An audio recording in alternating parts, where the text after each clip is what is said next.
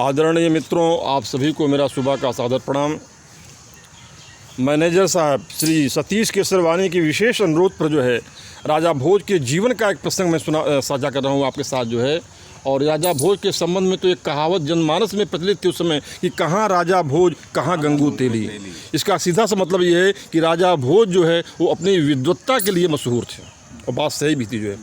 और यही कारण है कि राजा भोज जब दिवंगत हुए हैं तो उस समय कवियों ने कहा था कि अद्य धारा निराधारा, आज धारा नगरी जो है असहाय हो गई उनके मरने के बाद। अद्य धारा निराधारा, निरालंबा सरस्वती, सरस्वती निरालंबन रहित हो गई हैं।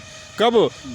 भोजराजे दिवंगते, जब भोजराज जो संसार से विदा हो गए तो ये सब जो है आश्रयहीन हो गए। तो आइए ऐसे राजा भोज के समय का जो है एक दृष्टांत मैं साझा करता हूँ। यहाँ मैं बताता चलूँ कि राजा भोज जो है 1000 ईस्वी से 1055 तक मालवा में शासन किया था और 15 वर्ष की अल्पायु में ही वो सिंहासन पर बैठ गए थे जी।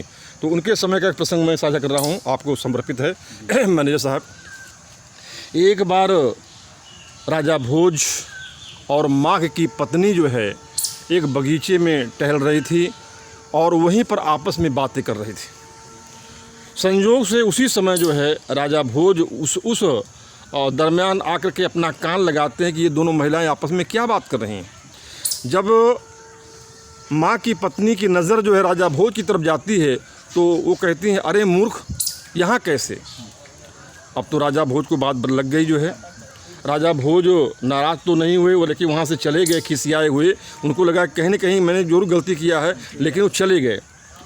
अगले दिन राज दरबार में वो बैठे और वहाँ पर जितने भी पंडित लोग आए उसमें आपके भारवी भी आए और आपके जो है वो दंडी भी आए। ऐसे बड़े बड़े विद्वानों के आश्रयदाता थे जो है, एक एक करके आते गए और सबको राजा भोज कहते गए, आओ मूर्ख बैठिए, आओ मूर्ख। सबको बात बहुत बड़ी बुरी लगती कि बाद राजा क्या आज पगला गए हैं क्या? ये आज बताइए, जहाँ इतना आदर करते थे आज ये मूर्ख की संज्ञा क्यों दे रहे हैं?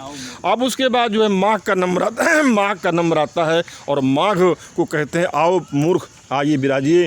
तो माघ को तो सब कहानी मालूम थी। माघ ने तुरंत उत्तर दिया कि राजन, खादन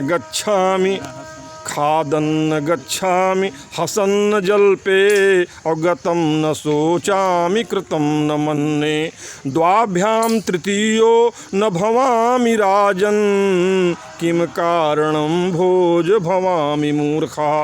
हे राजन, मैं खाते हुए चलता नहीं हूँ, मैं खा रहा हूँ और चलता रहूँ, ऐसा मैं करता हूँ। खादन गच्छा, खाते हुए मैं चलता नहीं हूँ।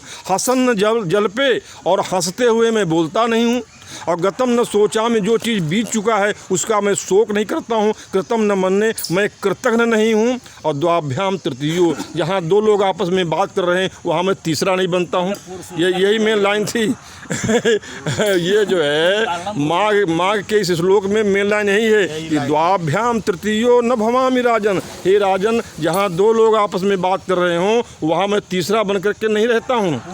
किम कारणम भोज भवामि मूर्खा। हे राजन, आप बताइए कि मैं किस कारण से मूर्ख हूँ। अब तो राजा भोज को समझ में आ गया कि कल मैं ही तृतीय हुआ था, जहाँ मेरी पत्नी और माँ की पत्नी आपस में बातें कर रही थी वहाँ पर मैं भी अकस्मात पहुँच गया था। और पहुँच ही नहीं गया था बल्कि अपना कान भी देकर सुन रहा था कि क्या बातें हो रही हैं। तो राजा भोज को समझ में आ गया। उन्होंने तुरंत कहा, आइए विद्वान, आइए बैठिए। तो कहने का मतलब ये है साथियों कि केवल शिक्षण या अध्ययन से विद्वत्ता नहीं आती है। नैतिक मूल्यों को आत्मगत करने से क्या कहते हैं, ये विद्वत्ता आती है। वे पुराने मूल्य जो अच्छे हैं खोने नहीं चाहिए और नए और पुराने मूल्यों में सामंजस्य होने से ही शिक्षा के साथ नैतिकता पनप सकेगी।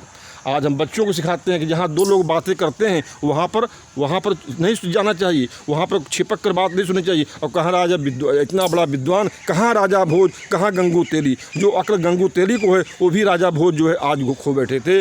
तो ये जो है आपके अनुरोध पर जो है ये प्रसंग सुनाया गया। और साथियों बहुत बहुत धन्यवाद जी।